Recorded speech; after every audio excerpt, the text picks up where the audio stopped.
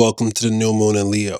Well, by the time you're watching this, it's past the main peak of the new moon, but it's Mercury retrograde. And to be so fair, I'm actually slowly recovering from a health scare I just had a little bit ago, doing a lot better. And I'm excited to slowly get back to explaining the stars as I do. I don't really have a script for this video. I really don't want to get too technical about this.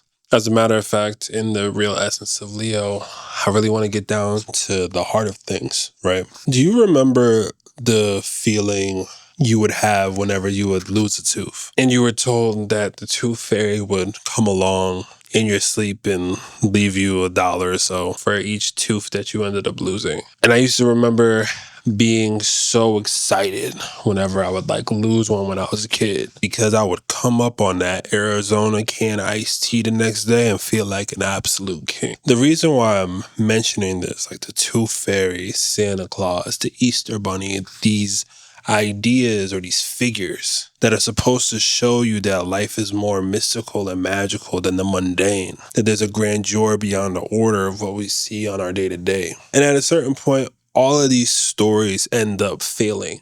One kid who got the $5 from the tooth fairy asked his other friend if the tooth fairy came to them, and they never seen who the tooth fairy was to begin with. Fully enveloped in the Christmas spirit, just to be crushed by somebody else who just totally doesn't celebrate that as a holiday. What this new moon in Leo wants you to do at its core is to remind you that that magic that you were thinking of when it was the tooth fairy, or that magic and that feeling you were thinking of when it's Santa Claus, was never coming from anything outside of you. It started from within you. That's the trick they got you with. And this is what this Mercury retrograde wants to remind you of. I'll leave you with one more example. In the world of dating, there's always at some point that somebody or something, situation that pops up, and you, yourself, your friends, your family, and even your own core self might be like, why am I doing this? And you may remember old times, and they used to be like this, and they used to be like that. But here's the thing. Sometimes, in those circumstances, they were never the magic. You may have been creating that magic the entire time and sharing it alongside them. Sometimes the illusion itself is the magic, because you forgot that those feelings stemmed from your heart first. You forgot that one of the most critical parts of the human experience in and of itself is to feel, is to experience, is to go through heartbreak, is to go through triumph, is to understand betrayal, is to understand connection. When I reflect on my own life with this Mercury retrograde in Leo, I'm at this strange juncture where, in terms of all the artistry that I aimed or wanted to give a shot of or attempt when I was about 14 years old, I've actually done it. From how this video sounds to how it feels, to the ability to be on camera and actually give information. When I get out of my own head, it's like, oh shoot, there's been a lot of building of this artistry for a long time. And even within myself, as confident, magical, and majestic as I am, there was a quote that honestly hit me the other day that I heard. For those of y'all who are unaware, there's this basketball player named Michael Beasley, who could have arguably been at a similar level to LeBron, or a great when it came to this field. However, despite his talent, his raw ability, and his heart, he was never able to fully let himself be coached. And because of that, he was sidelined. They wouldn't let him play as much, and all the other politics and mumbo jumbo that would come from that. So in reference to this, the league wouldn't allow him to be around. He was too raw. He was too real. He was too authentic. And definitely a dash of crazy. Don't get me wrong. But this made me beg the question as I heard this back, because a lot of people were talking to him specifically about his success and how he was supposed to be a light-skinned person with green eyes and be attractive and all these other things. And he brought up something that was super important, and it really resonated with me. And he said that, did you know that a tiger can't see their own stripes? As much beauty as we can see in the tiger, as many songs as it goes about, they can't see their own stripes and understand the value of them the way that we do. And that's what this new moon in Leo is about. You don't get to determine your value. Your heart and what you put your heart into does.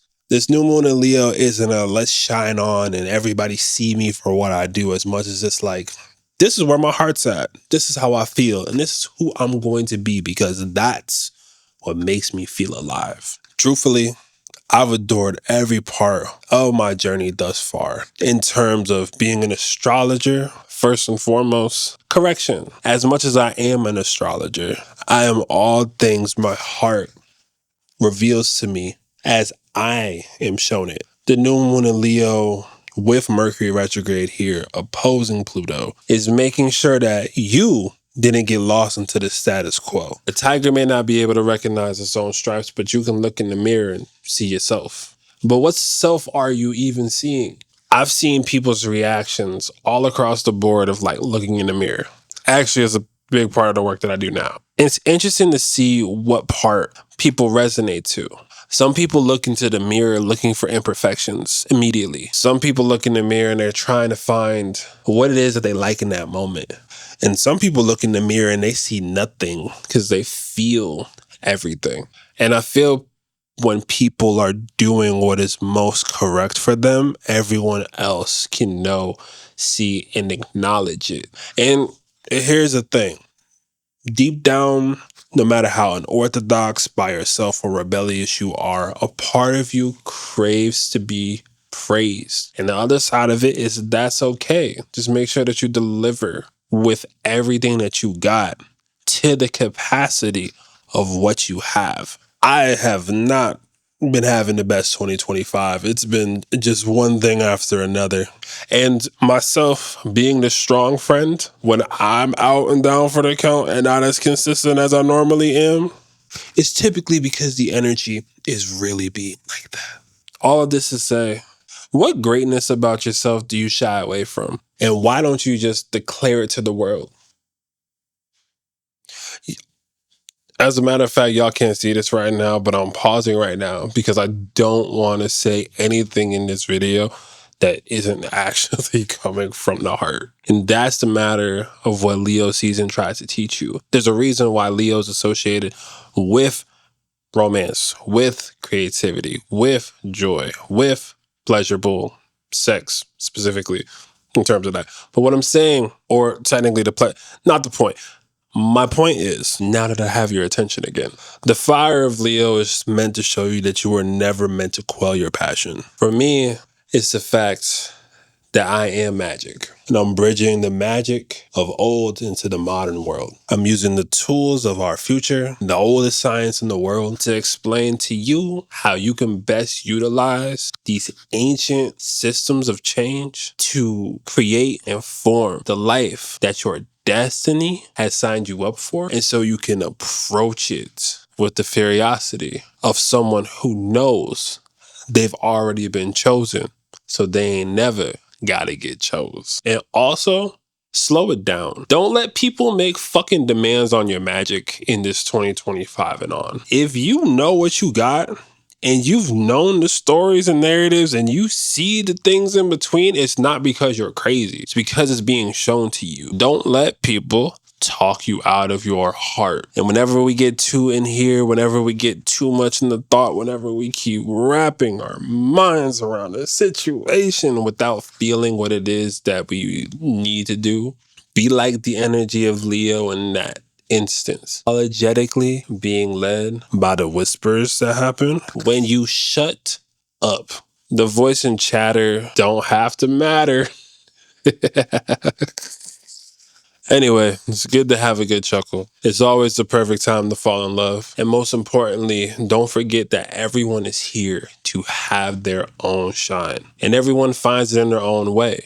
Now, granted, I could just look at your chart and tell you exactly what it is, but we all find our own way, one way or another. Speaking of, I will be headed full back on my reading schedule this upcoming August. I have been cooking a lot of things in the background for you all, and then essentially compiling the last 10 years of my astrology knowledge into something special. But I want to make sure that it's right before I start to head that out for y'all. Speaking of, the new moon readings and full moon readings are back. They will not be in video, however. There will be a picture as well as the audio and the text that goes along with it. And I'll be looking within your birth chart to tell you exactly how the new moon and full moons impact you. This is based off of some feedback from you all, as well as me trusting in my own intuition to get you the best thing that you need, specifically off of your vibe as I dive into these. It's cool to make it personalized, and I think that's the one thing I really feel I miss out on when I just read for the signs. I want you to have something personal to you and your circumstances and try to answer that based on my intuition after helping thousands of people with this kind of thing. And to be so honest with you, I do get an imposter syndrome about this. Astrology is such a niche thing that, like, am I popular and well known in my niche and field? Yes, and I'm grateful for that. But I do work with the general public a lot. And it's still one of those things that's like, although people do get it, they're not ready for the intensity that comes beyond actually taking charge of your own destiny, which is what this new moon in Leo is trying to remind you to do. Oh, don't you just love when it all comes together? Regardless, thank you all who have checked up on me when I went under for that emergency surgery I wasn't anticipating on having. Speaking of, book some readings. I had to pay for that. That wasn't fun either. So come through. But I am planning on having things and a full schedule, office hours, and more lined up for this August. There have been a lot of things I've been trying to do in between, but the world just kept moving me in between. So I am taking the Saturn return lesson and just saying, you know what? August, you got me full on. And thank you all for allowing me to have some time and experience to remember why I love the work that I do. Because despite the world maybe not understanding what happened, the universe knows. The people that I work with know and understand that maybe my astrology readings are a little bit more than an astrology reading. And maybe my tarot reading sometimes are a little bit more than a tarot reading. And I'm saying this to reflect your niche back to you. Maybe when you do cook for somebody, there's a little something extra to it. When you do perform the thing you love, you're putting in a little more pizzazz than anyone can muster. Let this new moon in Leo be what you declare that you are, and think 10 times greater than that. Anyway, I am overtired and still technically in recovery, so much love to you all. Happy new moon, and see you all soon as I eventually have a semblance of peace in my schedule. Much love.